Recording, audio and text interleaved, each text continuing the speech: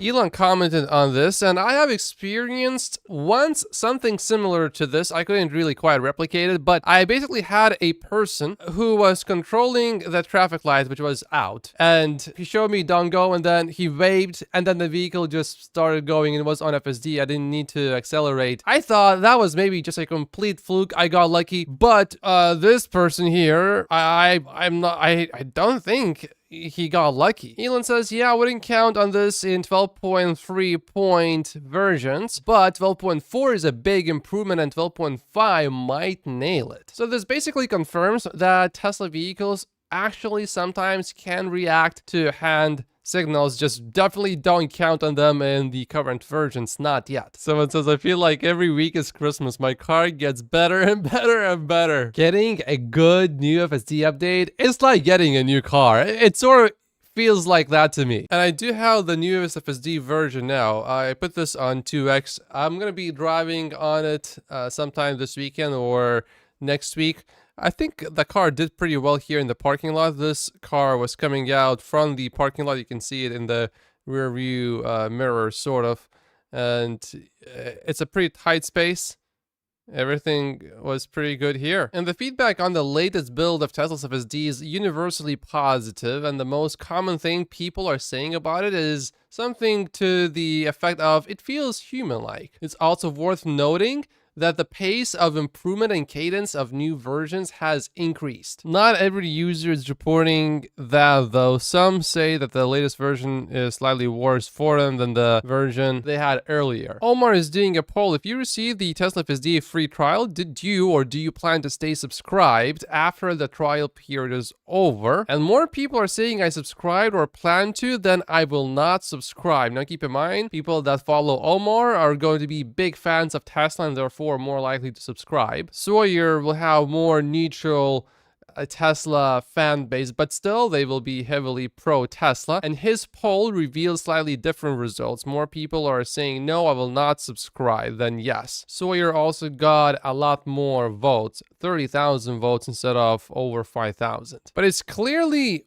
a lot of people that are going to be subscribing. So if we had 1,000 people, it's going to be a lot more than just 100 people subscribing based on Sawyer's results. Because keep in mind, 61% of the people chose to see results. Because for example, I already have FSD purchased outright, so there's no point in me subscribing to FSD. In China, finally, the Model 3 performance has been released, but the customer deliveries will only start in the third quarter. Roy points out that in Q4, Tesla sold 33,500 Model 3s in China and 32,000 in Q1 of this year. If Model 3 sales drop by 10,000 units, it's probably because the newly launched Xiaomi SU7 is affecting sales negatively. The two cars are very similar. And check this out. The theory that Tesla has been exporting a lot of Model 3s from China has been confirmed. This is the highest Giga Shanghai export month for the Model 3 in 18 months. So definitely expect a delivery wave this month for the Model 3 specifically. The newly launched Xiaomi SU7 sold more than the Model 3 in its first month on the market. April deliveries in China, 7,000 Xiaomi SU7s and 5,065 Model 3s. But now we know that most of these Model 3s have been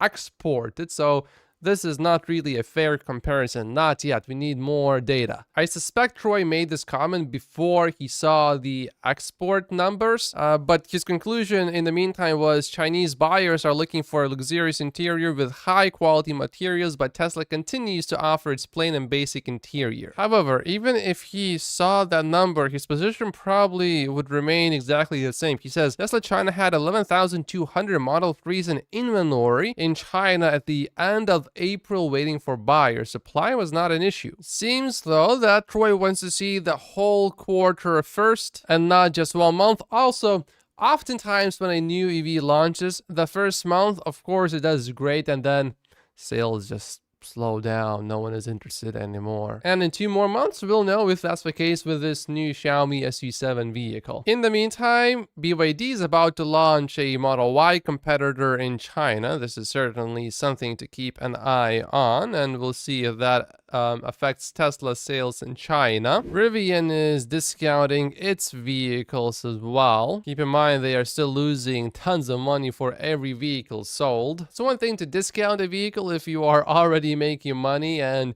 you have a way to lower your costs, but this is not helping Rivian. Okay, well, this is quite interesting. Ford named former Lucid CFO Sherry House as next finance chief. I'm wishing Ford the best, and I hope that their stock does not look like Lucid's later on. Ford has also begun cutting orders from battery suppliers. There's progress update on Semi-Nevada factory. Current status is side grading. Elon replied to this post, "Now apply this logic to Tesla. I remember everyone calling Netflix stupid for splitting off their DVD business and doubling down on streaming in 2011. But what if I want physical DVDs and streaming? Only having streaming will never be enough to satisfy all my movie needs. Must be more than a decade now since I last watched a movie on a DVD." So naturally, applying this logic to Tesla, Tesla is gonna start a streaming service. But I strongly disagree with that. I think that Tesla is going to stop renting DVDs.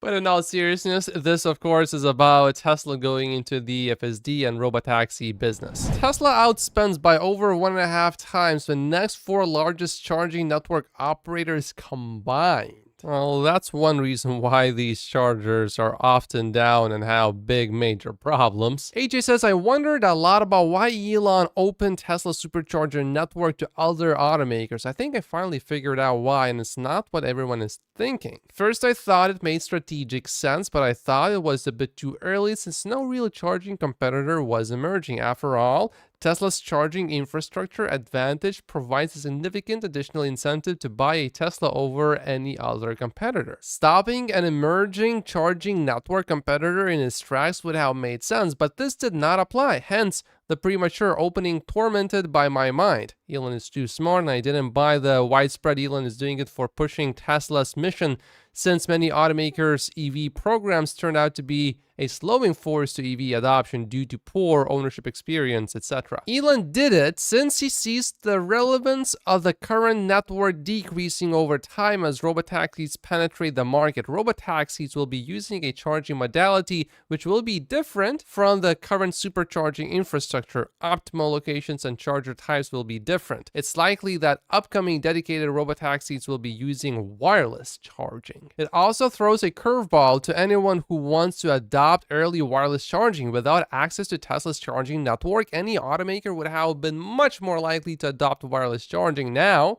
adopting wireless charging would add incremental cost, since functionality enabling access to Tesla's charging network was still essential. For these reasons, it makes strategic sense to open the network now and not to wait. This way, more value can be extracted before the rise of robotaxis eats into the business. And finally, this doesn't mean that Tesla's traditional supercharger network won't grow anymore. I think it's something to certainly think about, but I don't know. With wireless charging, you will lose more power, and with lots of vehicles having to be charged, these small losses can accumulate over time to meaningful amounts. There could certainly be something to what AJ is saying, but another thing to think about is with wireless charging, the faster you charge, the bigger your losses are going to be. So while with slow charging, we can now already achieve pretty good efficiency, how about higher charging speeds? If you just do a quick Google search, you will see that often you will lose a lot of energy with wireless charging. Now, if you are charging your phone, you don't really care if you use 50% more electricity because it's basically nothing anyway. But keep in mind, even when you plug your vehicle into a supercharger with a cable, you still lose some electricity. But even if you lose, let's say,